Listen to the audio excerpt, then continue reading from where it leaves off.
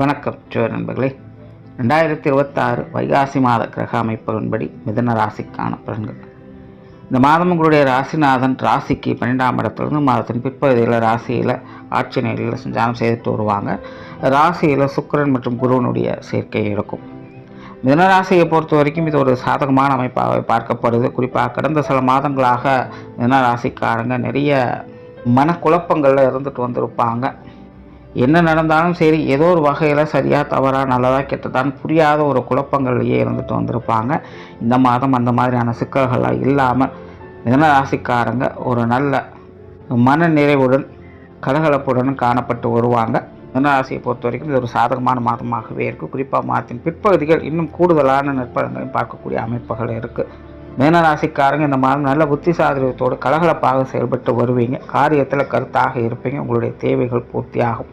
தொழில், வேலை, உத்தியோகம் சம்பந்தப்பட்ட விஷயங்கள் இந்த மாதம் சிறப்பாகவே இருக்குது. வேலை சம்பந்தப்பட்ட விஷயங்கள், தொழில் சார்ந்த விஷயங்களை, திடீர் ஆதாய அனுகூலங்கள் போன்ற விஷயங்களை பார்க்கக்கூடிய மாதமாக இருக்குது. இந்த நாட்களாக செய்யணும்னு நினச்சிட்டு இருந்த விஷயங்கள் இந்த மாதம் உங்களுக்கு கைக்கூடி வரும். புதிய வேலை வாய்ப்புகள், தொழில் வாய்ப்புகள் எல்லாமே சிறப்பாக இருக்குது. சிலருக்கு பதவி உயர்வுகள், சம்பள உயர்வுகள் போன்ற விஷயங்கள்லாம் கிடைக்கப்பட்டு வரலாம். இடமாற்றங்கள் போன்ற விஷயங்கள் கூட மிதுன ராசிக்காரங்களுக்கு ஒரு சாதகமான அமைப்புகளே இருக்குது. ஒரு பக்கம் உங்களுடைய வேலைகளில் சிரமங்கள் அதிகம் இருந்தாலும், இன்னொரு பக்கம் நீண்ட நாள் கஷ்டப்பட்டதாலும் வீண் போகலை அப்படிங்கிற மன நிறைவோடு சில விஷயங்கள் இந்த மாதம் பார்த்துக்கிட்டு வருவீங்க. வெளியூர் மற்றும் வெளிநாடு சம்பந்தப்பட்ட விஷயங்கள் இந்த மாதம் ஓரளவுக்கு சாதகமாகவே இருக்குது.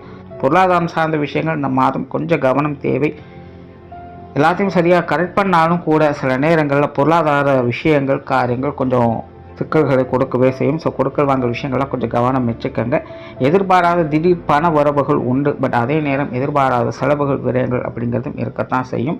கடன் சார்ந்த விஷயங்கள்லாம் கொஞ்சம் கவனம் எடுத்துக்கோங்க. ஸோ இந்த மாதம் பொருளாதாரம் சார்ந்த விஷயங்கள் முழுக்க ஒரு கலவையான நிலைகள் இருக்குது. கொஞ்சம் கவனமாக இருங்க. சொத்து சுகங்கள், வாகன ரீதியான விஷயங்கள் சாதகமான நிலைகளுக்கு, குறிப்பாக நிலபலன்கள், வாகன ரீதியான விஷயங்களில் சாதகமான அமைப்புகள் இந்த மாதம் பார்க்கலாம். குடும்ப விஷயங்கள், காரியங்கள் சாதகமாகவே இருக்கும். குடும்ப உறவுகள் ஓரளவுக்கு அனுசரித்து வருவாங்க. உடன்பிறப்புகள் வகையில் சின்ன மனஸ்தாபங்கள் வந்து போகணும். அவங்க வகையில் மட்டும் கொஞ்சம் கவனமாக இருங்க. திருமண அமைப்புகள், புத்திரபாக்கிய அமைப்புகள் நல்லபடியாகவே இருக்குது. உற்றார் உறவினர்கள், நண்பர்கள் சம்பந்தப்பட்ட விஷயங்கள்லாம் உங்களுக்கு சாதகமாகவே இருக்கும். மாணவர்களுக்கு கல்வி, வித்தை சம்பந்தப்பட்ட விஷயங்கள் சிறப்பாகவே இருக்கும். மாணவர்களுடைய தேவைகள் எல்லா வகையிலுமே பூர்த்தியாகும்.